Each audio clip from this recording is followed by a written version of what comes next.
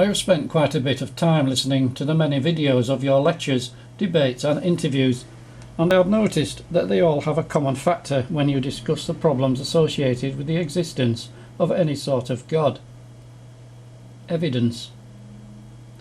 The result is that when you are discussing this subject with your peers in the scientific realm, you have the upper hand, and when you are discussing this subject with religious people, you still have the upper hand, as they are at a loss to produce any counter-evidence, and if they do, it is usually highly contrived and full of contradictions. But it may never have occurred to you that God is not interested in evidence. In fact, the more I have studied this subject, the more I am convinced that if the Judeo-Christian God exists in any shape or form, he, she or it has deliberately withheld evidence from what can only be described as the crime scene of Earth. Do I have any evidence for this absence of evidence or the reasoning behind it? Well, for a start, we really need to change the word evidence to something like clues, signposts, coincidences and hidden motives, and then we will get a better idea of how the Judeo-Christian God works. For example, why do you think that the so-called Son of God taught in parables and gave instruction and teachings using metaphors and sometimes even sarcasm? Perhaps the biggest clue to the lack of clues is the life of Jesus. This is an over-romanticised picture of Jesus, but there can be no doubt that this man lived and taught in first century Palestine, and that he actually existed in a real historical sense, as much as Aristotle, Julius Caesar or Beethoven. If you ever have any doubt about this, read any of the books by Bart D. Ehrman. But why did this supposed Son of God live only 30 or so years? And if that wasn't bad enough, at least 25 years are missing, and we have just 3.5 years of actual information. Remember, that's just 3.5 years in several thousands of millions of years which this supposed God had to choose from. If we assume that the universe is billions of years old, and then assume that there was or is an intelligent designer, why did this supposed supernatural entity allow just 3.5 years for one person to present some evidence about who this supernatural entity might be? From a human point of view, it just doesn't make any sense, because the logical conclusion is that there isn't any God, and Jesus was just a blip on the radar of no more significance than Eamon's WOWS signal of 1977. Unless, of course, God isn't interested in logic in the same way as I'm trying to show that he isn't interested in evidence. But to be honest, I find this difficult to believe, as there is nothing more logical in the entire universe than mathematics, and the entire universe and all scientific disciplines which flow from it are all based on mathematics and the interdependence of all its mathematical parts.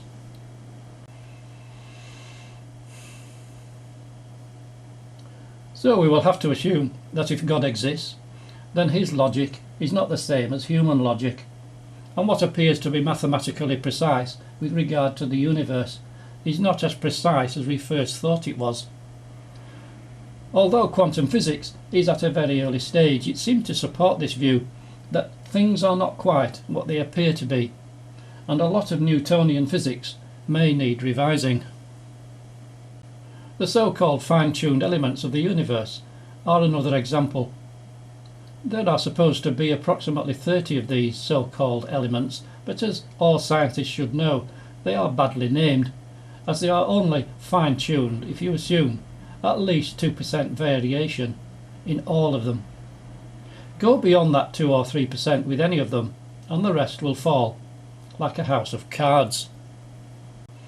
So perhaps there is a logic there, but it doesn't follow the same logic or the same laws that humans like to produce in their search to understand things.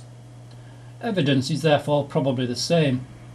There is evidence there, but it doesn't follow the same evidence or the same laws for evidence that humans like to observe in the normal empirical sense. So we have to make do with the clues, signs and coincidences already mentioned, as we can be fairly sure that this supernatural entity is not going to come along one day and leave a message on the moon, or any other planet, to say he still exists after all those billions of years, or that we are not alone, or some other enigma. Well, actually, there very well may be one huge enigma which has escaped our notice simply because it is so huge. This is the enigma that God appears to be deliberately wiping out evidence faster than humans can find it, and that he, she or it is playing some sort of universal hide and seek, of which the 3.5 years of Jesus' life, taken out of thousands of millions of years, is a prime example. So let us return to the subject of evidence for no evidence, and the enigma of Jesus' life.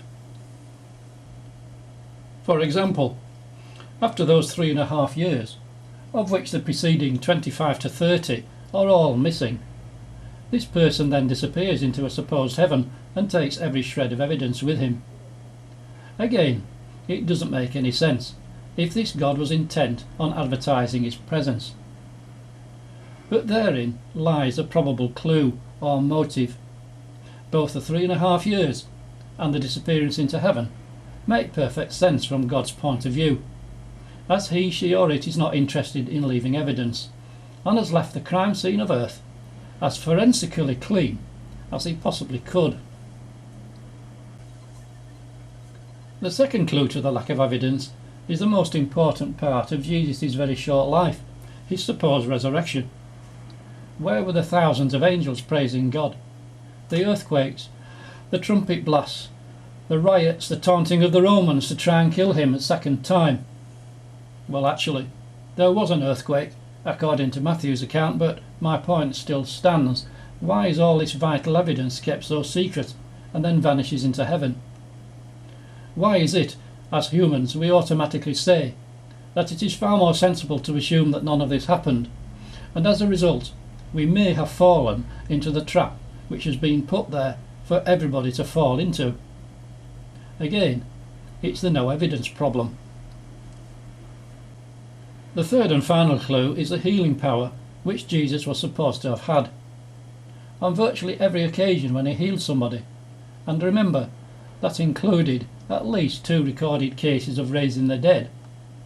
Why did he then instruct everybody to keep quiet about it? At this the man's ears were opened, his tongue was loosened, and he began to speak plainly. Jesus commanded them not to tell anyone. But the more he did so, the more they kept talking about it. The reasoning behind all this secrecy and lack of evidence is quite simple. If God exists at all, he, she or it is deliberately making things difficult. And why would he do that? Because he, she or it is looking for something from us. It's called feedback. In Bible language it is usually called faith, and you will find this word in the Bible from the first book of Genesis to the last book, Revelation. If it was easy to find some sort of God in any sense, such as with evidence, in the mind, in spirituality, in nature, in the stars or galaxies and so on, there would be no need to go searching, and no need for any feedback. And faith, by the way, is not all about believing something which may or may not be true. It is also about looking, searching, figuring things out, and then trying to apply them in a practical way in our everyday lives. Jesus' own followers couldn't figure out this two-way feedback, even when he was here and talking to them. The disciples came to Jesus and asked, "Why do you speak to the people in parables?" He replied, "This is why I speak to them in parables. Though seeing, they do not see. Though hearing, they do not hear or understand." The same principle of making things difficult is found in nature. For example, what would be the most unscientific description of natural selection? Unscientific to your ears, Professor Dawkins, but nevertheless basically true. that the fittest, quickest, strongest, cleverest or luckiest survive. And why is that principle true? Because if some sort of God created all this in the first place, he makes it difficult for organisms and animals to survive. For every creature that survives to maturity and produces offspring, there will be at least two of the same family that didn't make it. As I observed a bird's nest from my own home last year, only 2 out of 4 eggs survived the incubation period, and only 1 fledgling made it out of the nest. This last tiny bird was last seen struggling to fly while being watched by 2 greedy magpies. Science tells us there have been at least 3 mass extinctions since the beginning of life on Earth. Why? Because species survive better with a good clear out, or because somebody somewhere has a thing about destroying evidence? The answer is probably neither of these 2 extremes, but it is certainly evidence that life and survival are extremely difficult for everything and everybody. If this is so obvious in the natural world, why would it not also be a principle of the spiritual world? Is one a clue to the other, or not? If God exists in any shape or form, which would he be more interested in? The natural or the spiritual? I believe that this is a definition of the scientific method. With this in mind, I will now present 8 reasons or clues why I believe that you should correct and integrate your previous knowledge, and that your poster campaign of 2009 could just as well have had a counter campaign of "there probably is a God," rather than "there is probably no God."